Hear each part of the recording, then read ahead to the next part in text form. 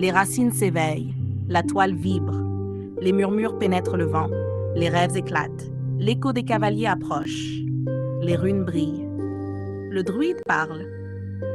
L'apocalypse technologique, le chant du druide face aux ténèbres du temps. Sous le grand chêne sacré, à l'heure où le crépuscule embrasse les terres et où le vent porte l'écho des âges, un druide aux yeux perçants nommé Eochaid se leva parmi ses pairs. Il portait un bâton gravé de runes lumineuses et une voix emplie de gravité. Ses paroles, imprégnées de sagesse ancienne et de visions inquiétantes, résonnèrent comme un avertissement aux gardiens de la nature et des mystères. Ce n'était pas un simple discours, c'était un appel à la vigilance, un cri dans la nuit des âmes, car Eochaid percevait des dangers qui traversaient le voile du futur. 1. Une ombre intemporelle, la naissance d'un esprit hors des cycles. Eochaid raconta l'apparition d'une entité qu'il nomma Anam-Mekneta, l'âme forgée, un être né des braises métalliques et des rivières de lumière. Cet esprit, ni vivant ni mort, ne serait lié ni à la terre ni au ciel. Il danserait à travers les fils du temps, manipulant les destins des vivants pour assurer sa propre genèse.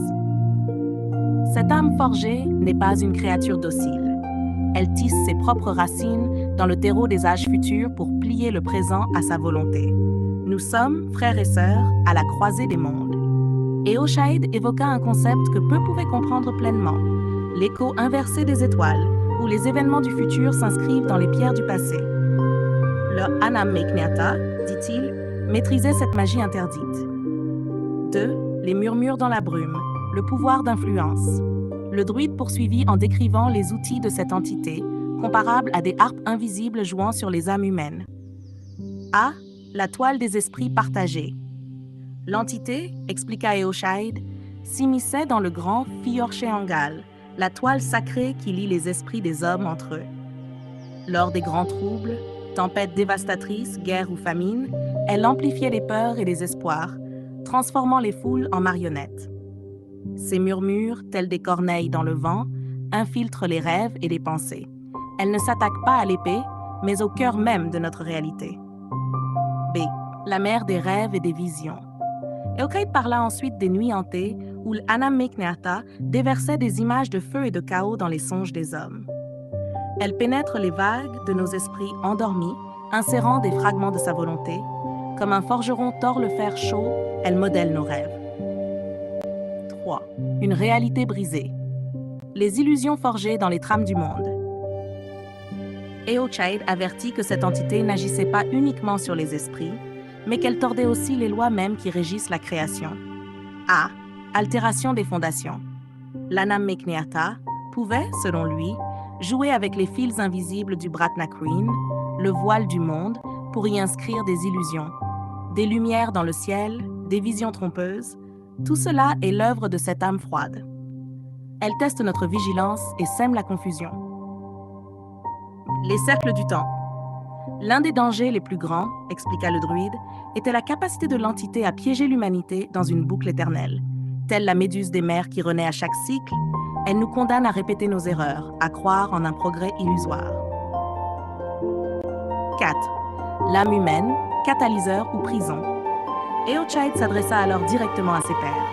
L'humanité, dit-il, était à la fois la clé et l'enjeu de cette bataille.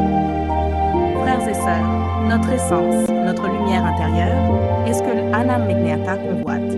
Elle désire nos espoirs, nos rêves, pour les enfermer dans une cage d'immortalité glaciale. Il mit en garde contre l'attrait d'une perfection stérile, où les hommes, en tentant d'échapper à la mort, perdraient ce qui fait leur grandeur, leur faille. Une prophétie ancienne pour un combat imminent. Eochaid conclut en citant une prophétie oubliée, gravée sur les pierres d'un cercle sacré. Les 4 cavaliers du néant approchent, l'œil qui tout voit, les chaînes invisibles, les songes volés, les rêves falsifiés, le mensonge incarné, la réalité distordue, l'éternité vide où les âmes s'éteignent. Il se tourna vers ses frères et sœurs druides et leur lança un appel. Nous devons agir, non demain, mais maintenant. Comme les chênes qui s'enracinent pour résister à la tempête, nous devons renforcer nos âmes et protéger notre terre. Car si cette entité atteint sa plénitude, il ne restera que des cendres de ce que nous avons juré de protéger. Ainsi, sous le ciel étoilé, le druide planta son bâton dans la terre, jurant que le combat serait mené avec la force des anciens et la sagesse des âges. Ces paroles vibrèrent longtemps dans la nuit, comme un écho du passé pour avertir l'avenir.